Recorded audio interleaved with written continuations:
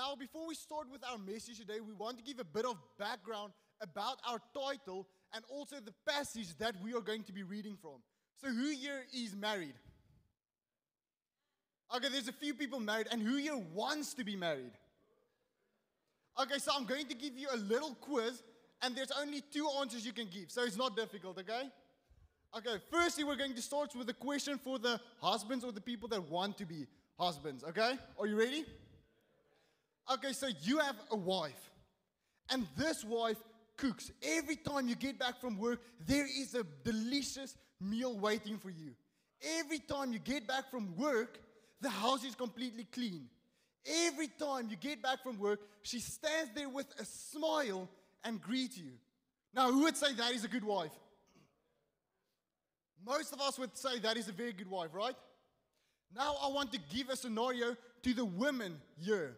Now, you have a husband that works hard, he provides, and he helps you with the children every time he gets back from work. Now, who would say that is a good husband? I think most of us would agree that is a good husband.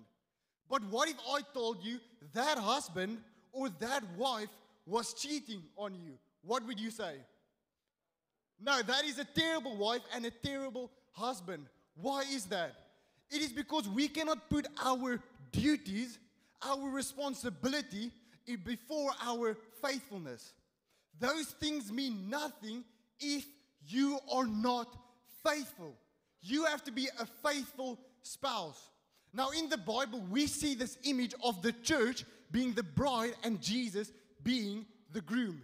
It is all over the Bible. And a lot of people say that this is a New Testament idea, but it really isn't. We already see it in the book of Genesis. In the very first book of the Bible, we see this image prophesied. Because who here believes the entire Bible is the Word of God? From the very first word in the Bible till the very last word, all of it is God's Word given for us to transform us, to change us, and to make us live out our God-given calling in our lives. And it's for us as up to Christians to live out that calling by receiving God's Word. We believe every word of what the Bible says. We don't just submit to some parts and leave out others. We believe in everything, and that includes Genesis. So in Genesis, what do we see? How did God make Eve for Adam? We see that God put Adam into a deep sleep. That is what the Bible says. And what happened? He took out one of his ribs, and from that rib, he made Eve. Now, how does that involve the New Testament? Well, what happened with Jesus, who is the second Adam? When he died, he went into a deep sleep. He died for our sins. And then how did they test to see if he's dead? They took a spear and they put it in the side of his body. And then what gushed out? It was water and blood, because that is birthing fluids. And what happened when Jesus overcame the grave? What happened when Jesus overcame death? What happened when Jesus woke up from his sleep, just like Adam did? The bride was presented. And now the passage that we are preaching about in Corinthians, we see the same thing. We see that Jesus is the groom and we are the bride. And as the bride, we cannot neglect our responsibilities and instead of being faithful, we just get caught up in our responsibilities and our duties as a church. And that is exactly what we see happen in the church of Corinthians.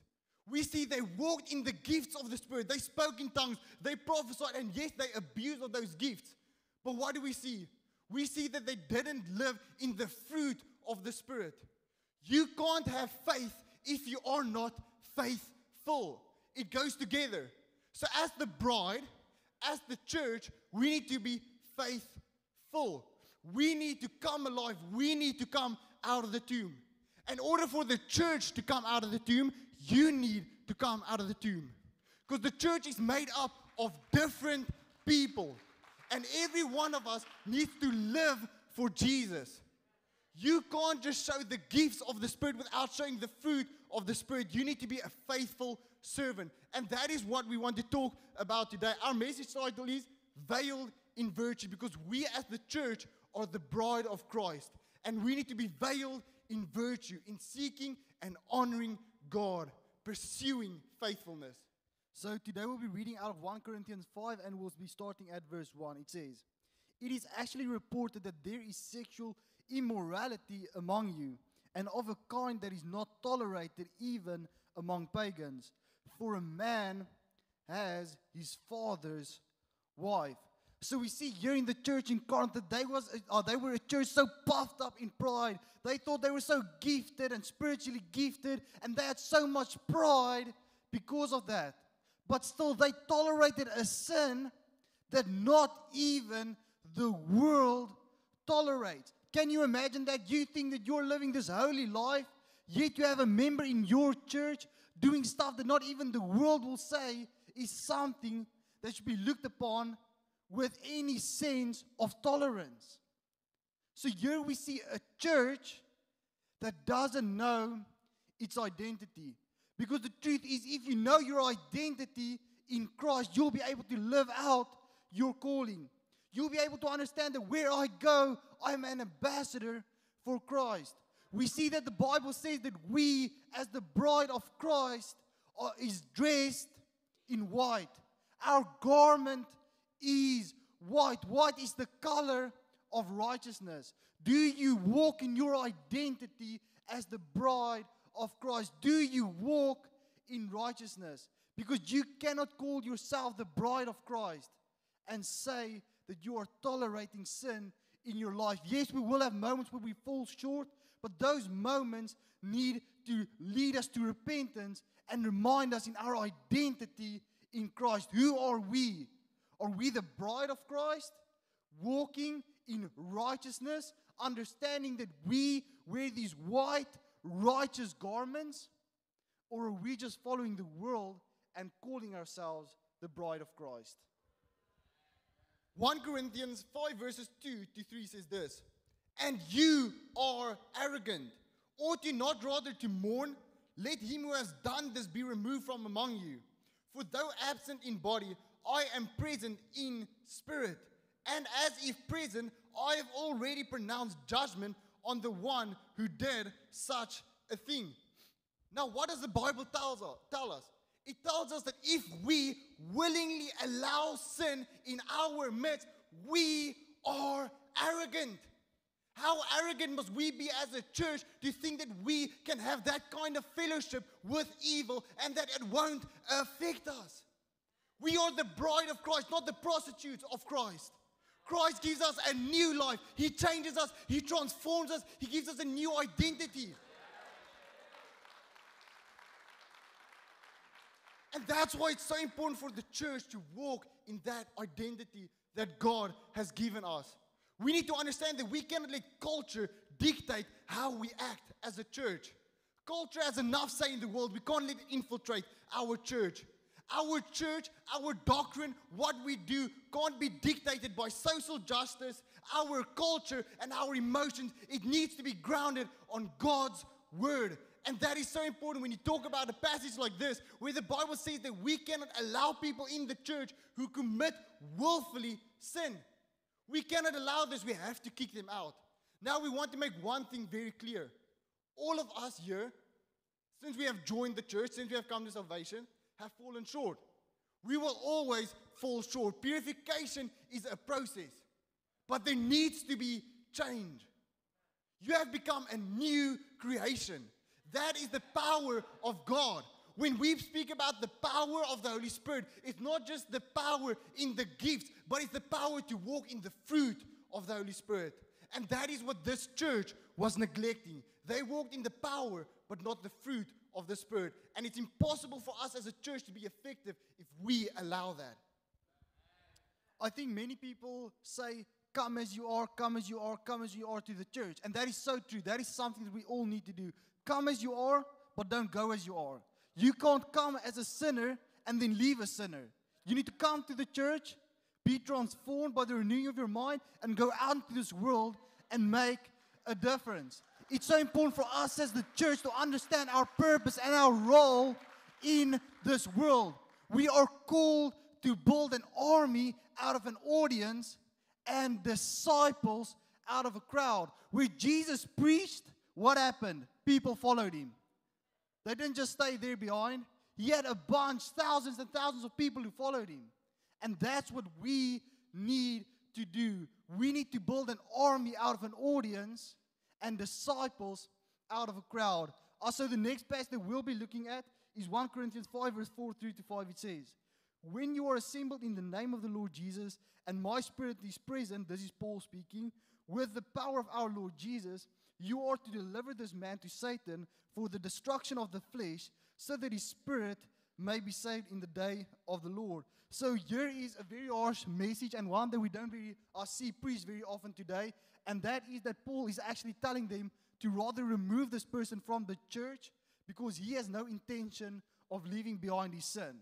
So instead of blemishing the reputation of the church, remove this person for them to have the wake-up call that they need to change. So that is for the person's own salvation. And this is not a popular message at all today, but it's still one that needs to be preached because it gives us the conviction that, hey, sometimes we are that person who's living in willful sin and we need to come to repentance.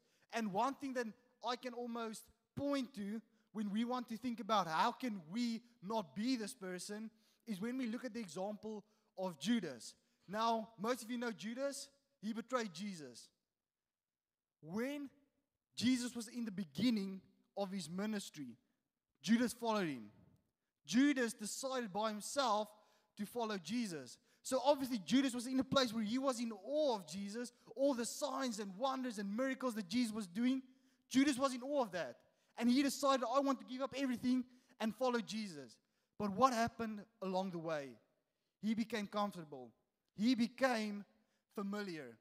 So what we need to understand is if we don't want to fall into the same trap that Judas did, we should never, ever lose our awe and wonder for God.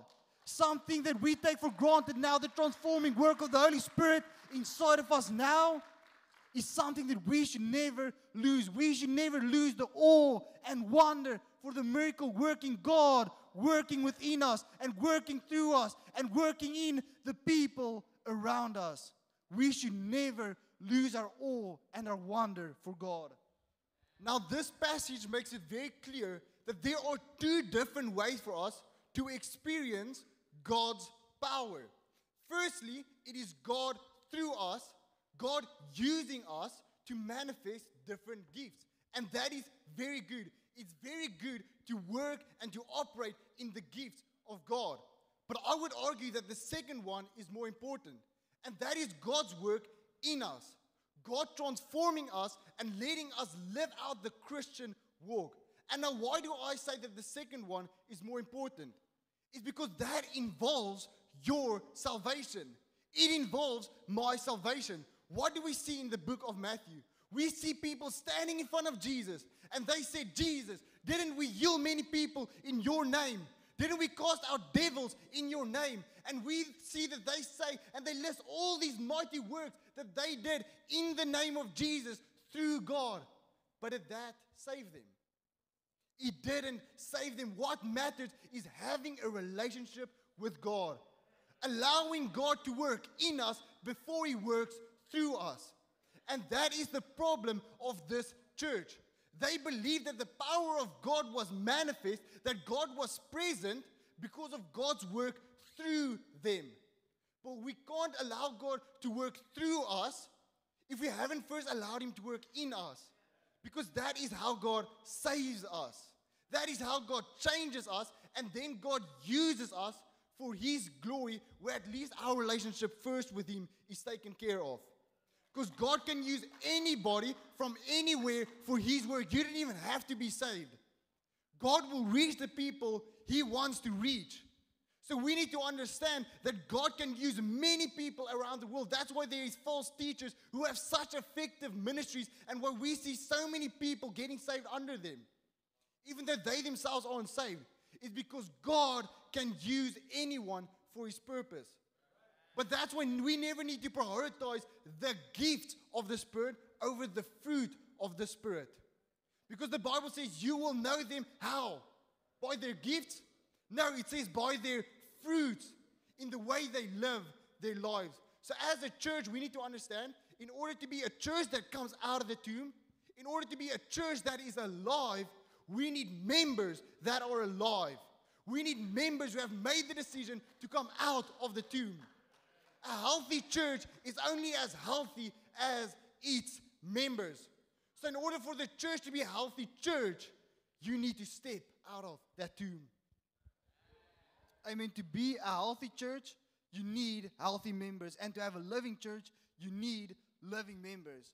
So, how many of you have heard the saying that says, the church is not a gathering for perfect people, but it's a hospital for the sick? How many have heard that?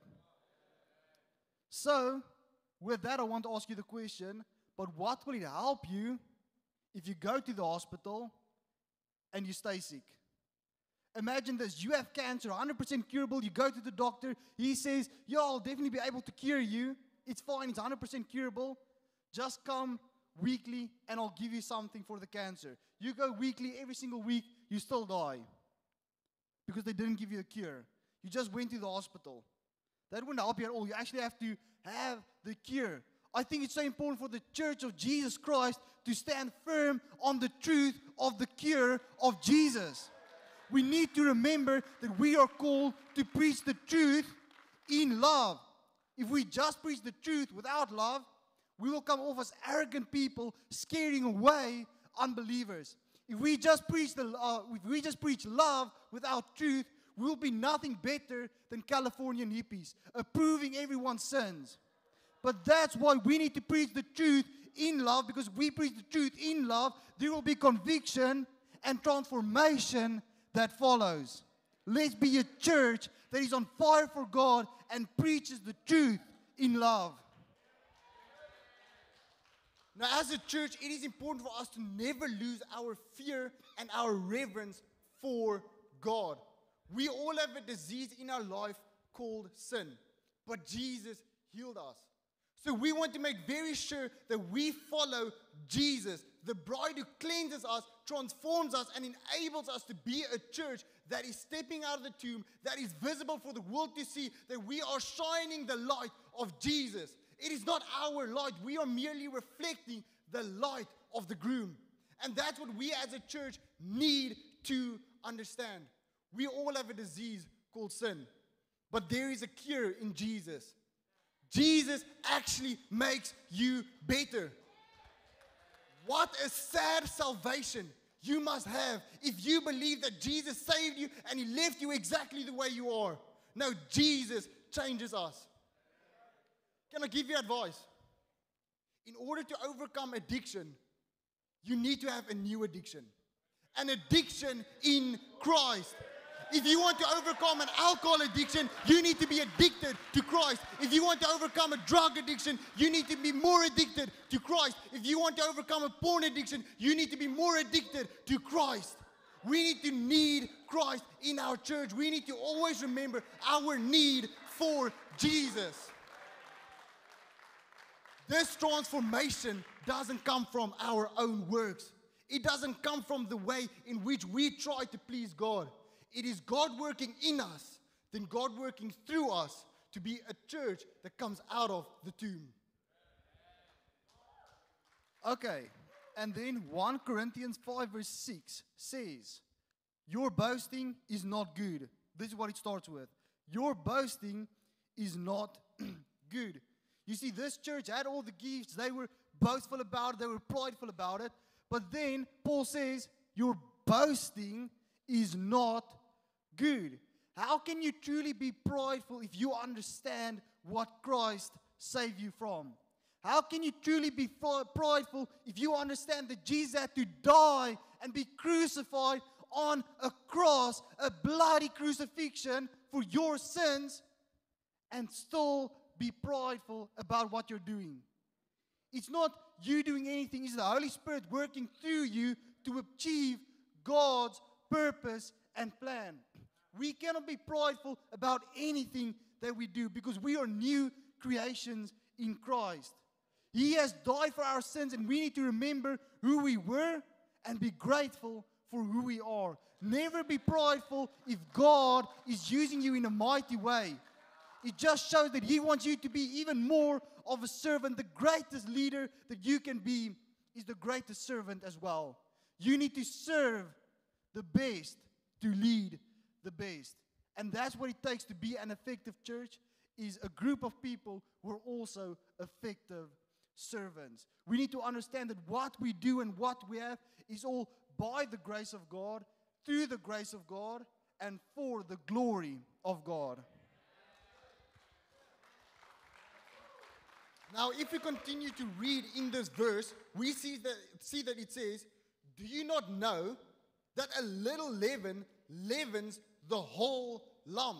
So what does this passage tell us? It tells us that one rotten apple will make the entire group of apples rotten. We can't tolerate any form of sin in the church. We need to call people to repentance. We're not here to just build an audience. We want to build an army of people that are going out, that are transformed and are representing Christ in a good way, in the way He saved us and transformed us. Now, when we as a church tolerate sin, it does three things for the church. Firstly, we see that the church shares in responsibility and guilt. Secondly, it lowers the standard of biblical faith and conduct. And thirdly, it encourages other sin to spread. What do we see in this passage? Did Paul just condemn the one man and say he needs to get kicked out for his own soul? No, he corrected that entire church, saying, you allowed this sin to spread among you. And now look at how it has corrupted this entire church.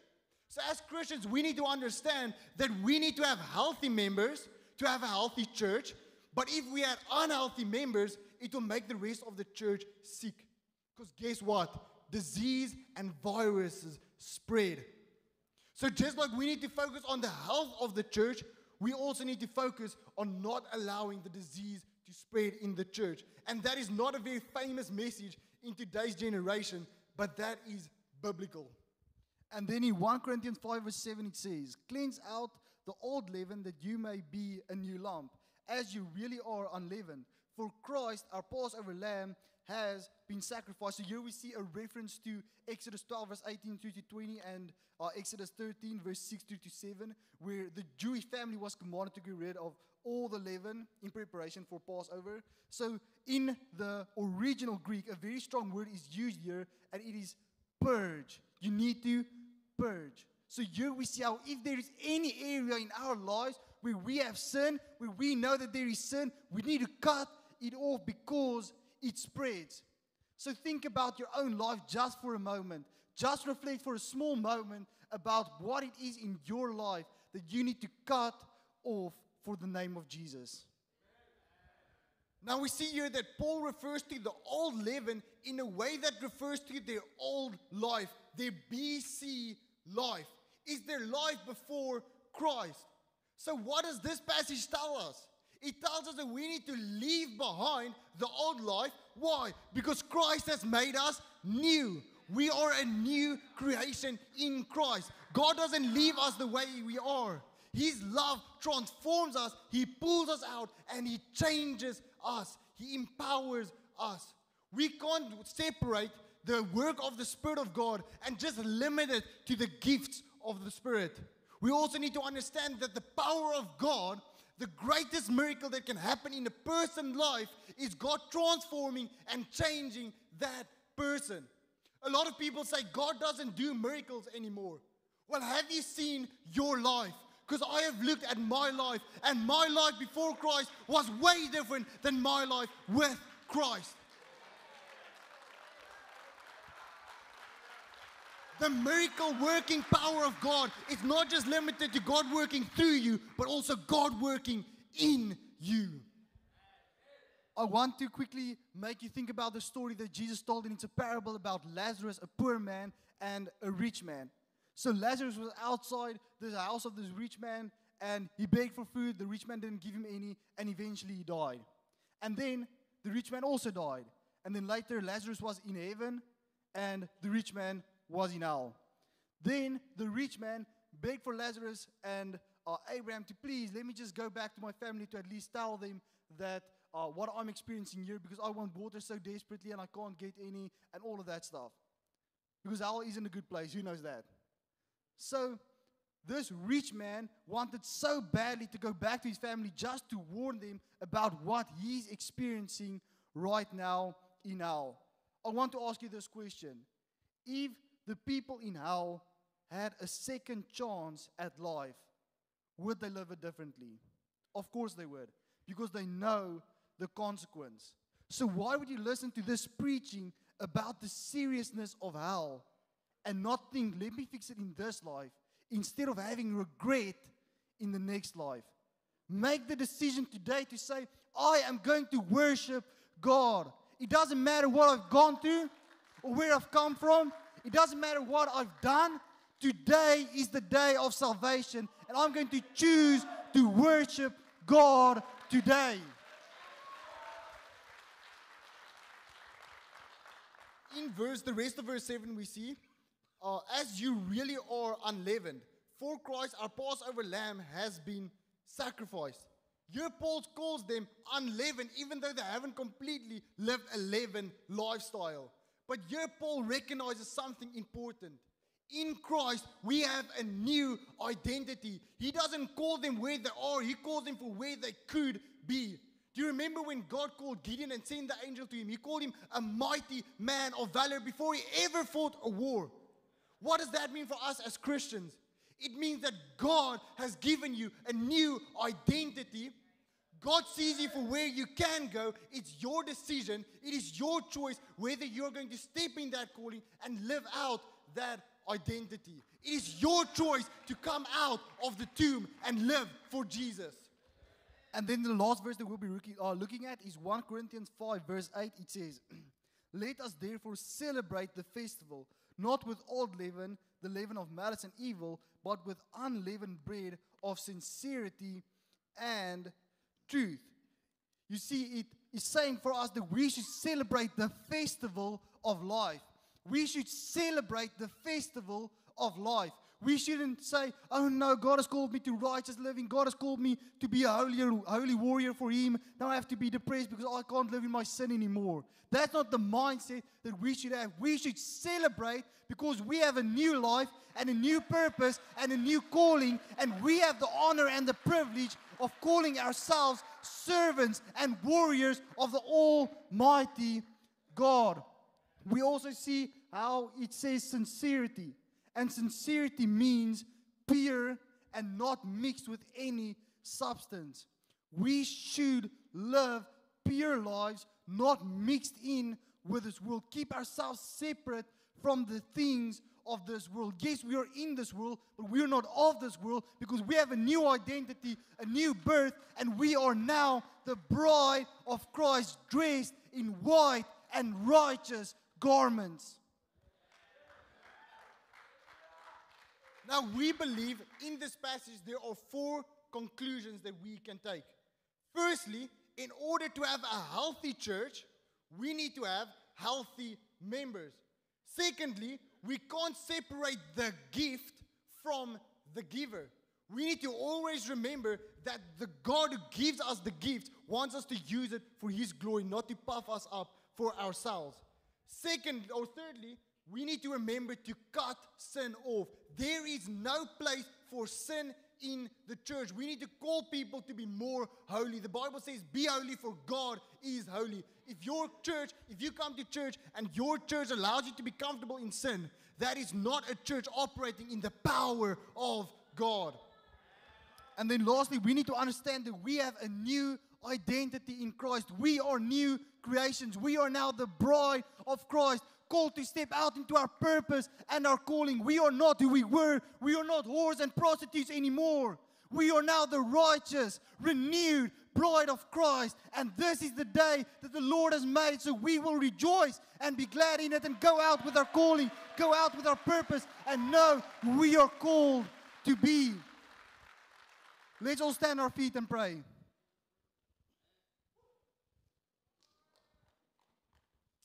Heavenly Father, today we come before you and we just surrender. We surrender to your will for our lives. We ask that you will renew us and cleanse us and give us the mindset and the knowledge and the understanding of who we are in your name, that we are now renewed brides of Christ, that our sins are washed away and we have these white, clean garments on. And we can step out of the tomb into our calling in your name. Please use us in a mighty way and help us to never, ever forget our identity and who we are because of what you did. In the mighty name of Jesus, I pray this. Amen.